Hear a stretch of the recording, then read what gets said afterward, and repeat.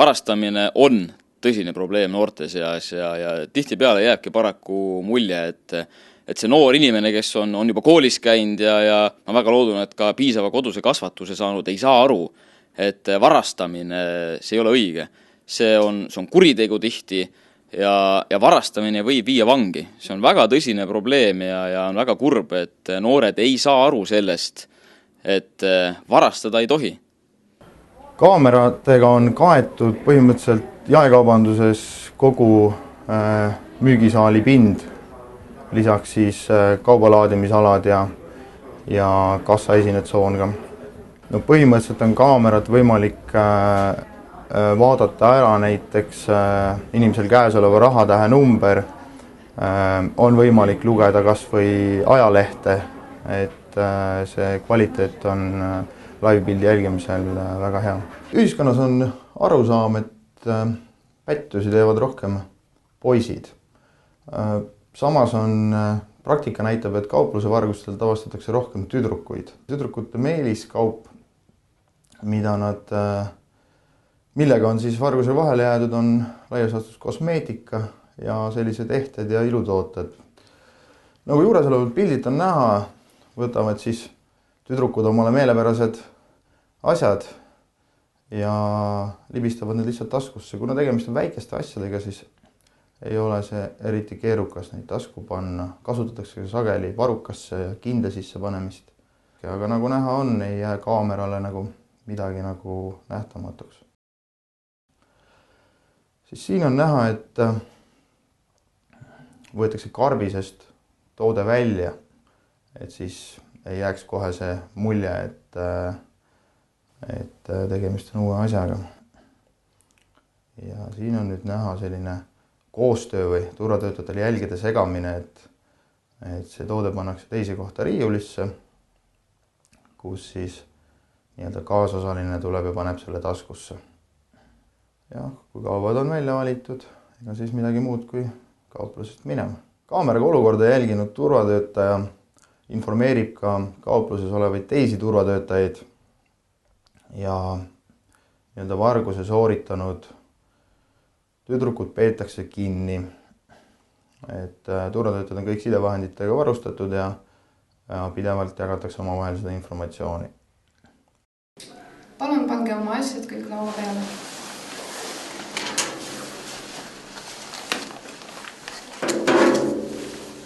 Kas need on kõik asjad? Jah. Aga meil turvalindi peal on olemas, et te võtsite midagi veel?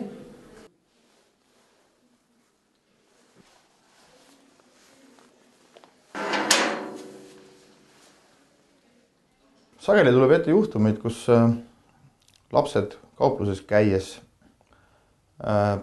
söövad koha peal siis kommi, viinamarju ja kõike sellist lahtiselt müüdavat maitsvat kraami. Nagu siin pildilt näha on antud juhul viinamarjad need, mis hästi maitsevad.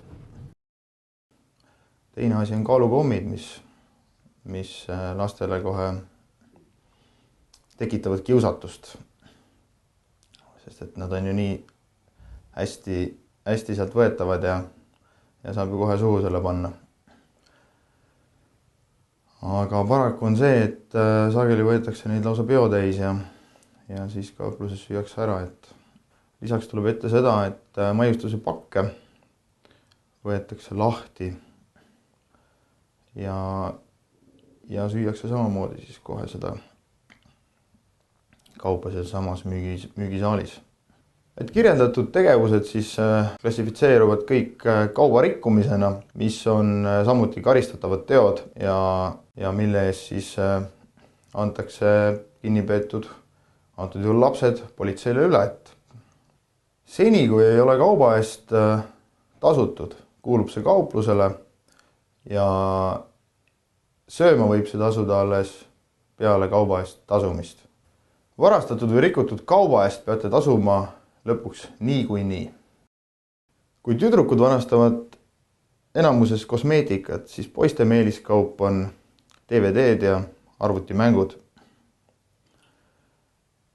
Ja nagu pilt näha on, siis nagu turvatöötaja käsi videojuhtimispuldil liigub joystikuga sama kiiresti kui ilmselt nende laste käsi oma arvuti mängupuldil.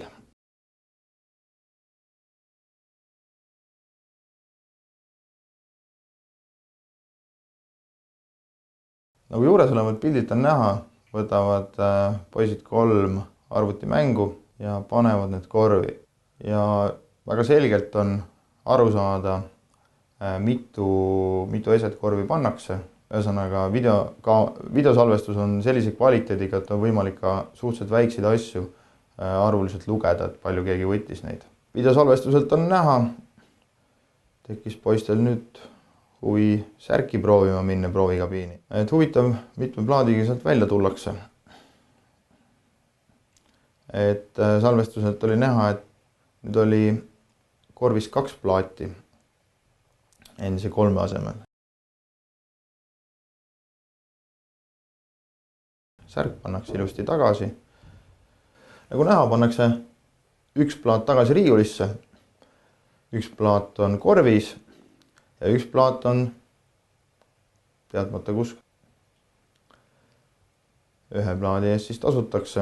Üldiselt on see suhteliselt levinud tegevus, et proovikabiinis pannakse kaupkotti või põue või peidetakse see ära, kuna see on kaupluses üks koht, kuhu videokaamera silm ei ulatu. Turvatöötajad on antud olukorda jälginud. Poistega minnakse turvaruumi. Nagu salvestuselt on näha, oli koolikotis siis plaat, mille eest ei olnud tasutud, mis oli siis kauplusest võetud. Ma kartsin. Ma tundsin kohutavat häbi ja ma teadsin, et see, mida ma teen, on vale. Kartsin, ma mõtlen alguses, et ma pean, et nii püüetakse kinni nagu selliseid tugevasti, mind pannakse käeraudadesse, aga seda ei juhtunud, seda ma kartsingi. Ja mul kätel hakkab alus. Ja väga ebameeldiv oli mängida varast, et kui inimesed vaatavad, kuidas sa võtad. Et see oli see mõttes väga kammitsetud oli olla. Ei, sest et see võimalus, et sa jääd vahele, on peaaegu 100%, et see ei ole mitte mingit mõtet ja mitte keegi ei võida sellest mitte midagi. Lihtsalt kardan, kui ma lähen vangi ja ma ei saa arvuti olla kodus. Ja kindlasti mitte ja kes tahaks, sul jääb eluks saaks selline plekk, häbimärk külge sellise asja eest, et jah. Neil ei tohiks üldse sellist mõtet esiteks pähe tulla. Ütlen veel kord ja rõhutan, et varastamine võib vangi viia.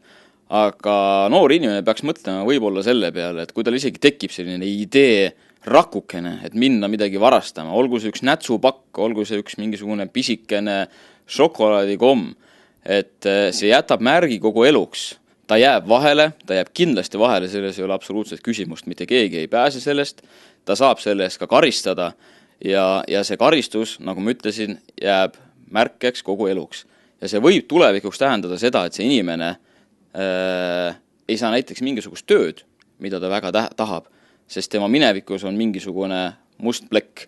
Nii et on väga palju selliseid ametikohti, selliseid töökohti, kus näiteks eelnev karistatus välistab selle, et see noor inimene üldse sellise töökoha peale kunagi saab.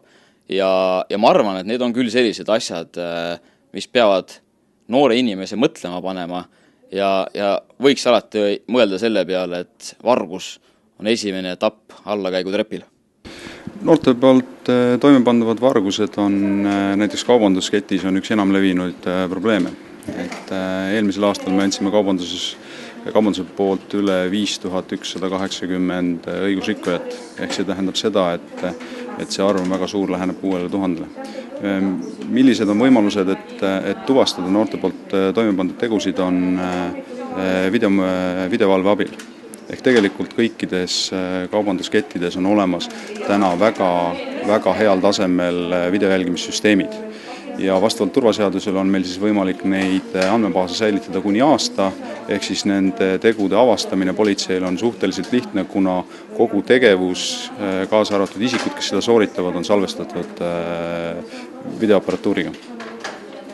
Suhtumine on nagu noortel ikka, et tegime pole hullu midagi, vaatame, kas turvamees märkab, vaatame, kas keegi näeb, testitakse teatud kambaliikmeid ja nii edasi. Et selles mõttes tundub ta sellise lapsemänguna, aga reaalselt hakkab see elu segama võib-olla hoopis siis, kui on kooli lõpetamine ja sisenemine tööjõuturule. Et need märgid on kirjas, see on fikseeritud ja tänapäeval me peame arvestama sellega, et me ei ela enam raudse eesriide taga, vaid need andmebaasid on kättesaadavad üle maailma.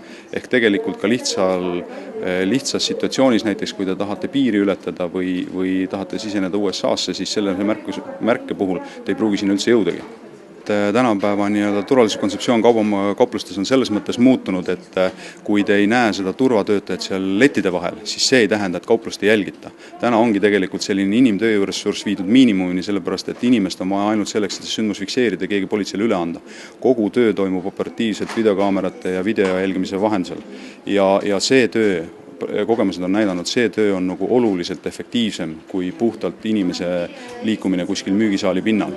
Ja ükskõik, mil moel te seal müügisaalis olete, igal juhul te olete nagu selles mõttes jälgimise all, et turvatöötajatel kujuneb välja oma töökogemusega selline 7. meel või kuidas seda nimetatakse, et ma olen tihti vaadanud ise, kuidas nad tööd teevad, et mina ei oska veel hinnata või mina veel ei näe, kust võib probleem tekkida, aga neil on see juba ammu kirjas ja juba nagu selles mõttes jälgitakse, et isegi kui teil see mõte käib peast läbi, siis te ei leia kõiki kaameraid üles, te ei tea, kuidas teid jälgitakse, aga kui te jõuate turvaväravate juurde, siis on nagu asi halb.